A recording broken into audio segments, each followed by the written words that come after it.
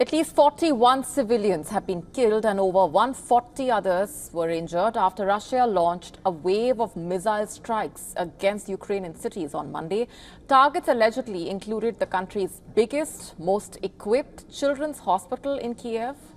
With an unknown number of victims feared trapped under the rubble, the attack is the deadliest in a series of airstrikes in months. As per the Ukrainian President Volodymyr Zelensky, the hospital is also the main treatment center for children with cancer. He added that the strikes disrupted heart surgeries and forced young cancer patients to take their treatments outdoors.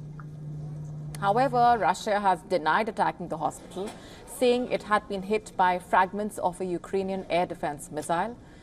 Moscow reiterated that they only struck military targets. Meanwhile, the Ukrainian Security Service has published pictures of what it says were fragments of a Russian Kh-101 cruise missile recovered from the site.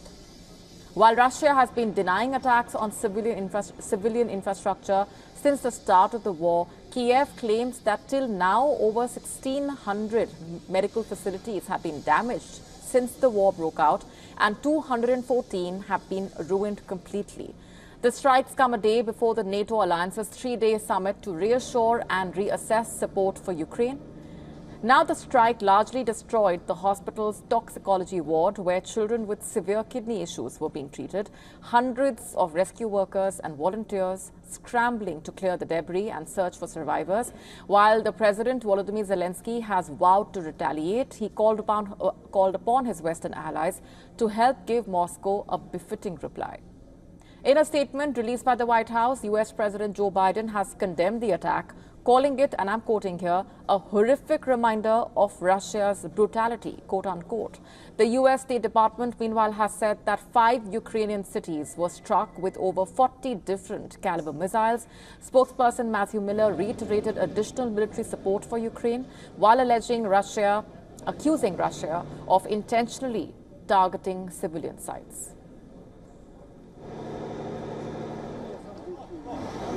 So you will see a number of announcements come out of this summit. I won't get too far ahead of them for obvious reasons, but you will see new military, diplomatic, and economic support announced for Ukraine. You will see additional specificity about Ukraine's bridge to NATO. The United Nations has also come down heavily on the latest Russian assault. The UN chief spokesperson called the barrage shocking. This comes as the president for the UN Security Council lies with Russia. The presidency lies with Russia for the month of July.